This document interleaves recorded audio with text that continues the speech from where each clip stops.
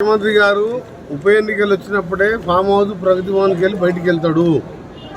మళ్ళీ ఇవాళ 20వ తారీఖు రోజు మునుగోడుకు వస్తున్న సందర్భంగా అక్కడ ఉప ఎన్నికలు వచ్చినాయి కాబట్టి బయటికి వెళ్ళిండు. ఈ సందర్భంగా ముఖ్యమంత్రి గారిని నల్గొండ జిల్లా అలాగే తెలంగాణ ప్రాంతానికి చెందిన ఎంపీగా, ఆ మునుగోడు ప్రాంతానికి చెందిన ఎంపీగా ఒకటే డిమాండ్ చేస్తున్న కాంగ్రెస్ పార్టీ పక్షాన, మీరు హుజూరాబాద్లో ఇచ్చిన విధంగా శాచురేషన్ వరకు దళిత బంధు 2000 కోట్లు ప్రతి కుటుంబానికి ఇచ్చారు.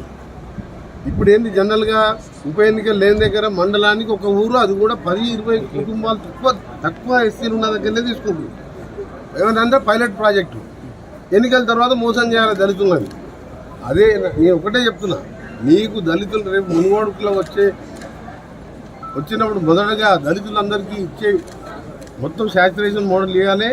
ఆ తర్వాత అందరూ కూడా బీసీలు కోరినప్పుడు బీసీలలో చాలా కులస్తులు, చాకలి వాళ్ళు, మంగళ వాళ్ళు, అన్ని కులాల వాళ్ళు ఈరోజు పేదవాళ్ళు, తిండి భూములు లేని వారు చాలామంది ఉన్నారు.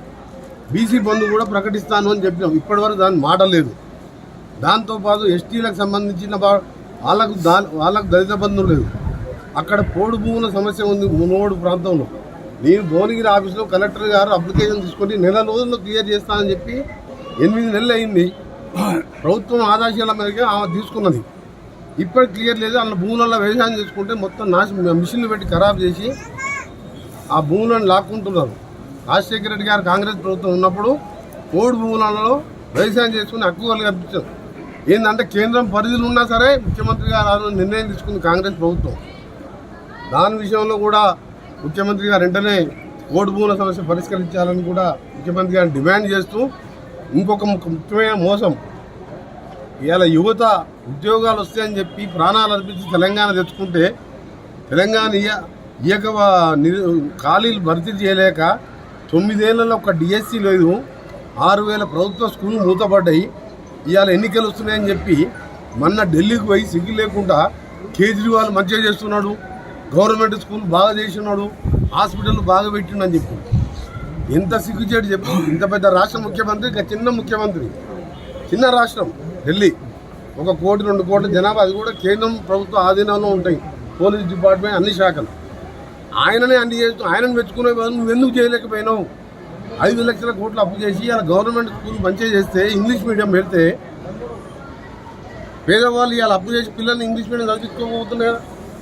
అసలు ఫీజు రియంబర్స్మెంట్ తీసి బీసీ వాళ్ళు, బీసీ కానీ అన్ని కులాల వాళ్ళు, ఈబీసీ వాళ్ళు ఉన్నత విద్య ఉచితంగా చదవాలి, విద్యను అందిస్తే ఆయనే బాగుపడతాడు. విద్య మీద ఎంతైనా పెట్టుబడి పెట్టాలని ఆ రోజు కాంగ్రెస్ ప్రభుత్వం రాజశేఖర రెడ్డి గారు ఫీజు రియంబర్స్మెంట్ పెడితే, ఇవాళ ఫీజు రియంబర్స్మెంట్ ఎత్తేస్తే అన్ని ఇంజనీరింగ్ కాలేజ్ మూతపడి సగం మంది పేదవాళ్ళు విద్యకు దూరమైంది.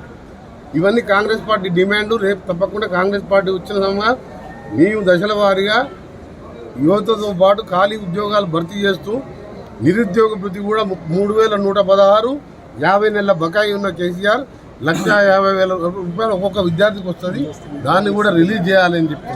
హాయ్ ఫ్రెండ్స్, మా టుడే టుమారో యూట్యూబ్ ఛానల్ చూస్తున్నందుకు చాలా థ్యాంక్స్. మరిన్ని లేటెస్ట్ వీడియోస్ కోసం వెంటనే సబ్స్క్రైబ్ చేయండి. అలాగే ఈ బెల్ ని కూడా రింగ్ చేసేయండి. మా నోటిఫికేషన్స్ అన్ని మీ మొబైల్లో వస్తాయి. అలాగే మా వీడియోస్ మీకు నచ్చితే లైక్ చేయండి, షేర్ చేయండి, నచ్చకపోతే కామెంట్ చేయండి.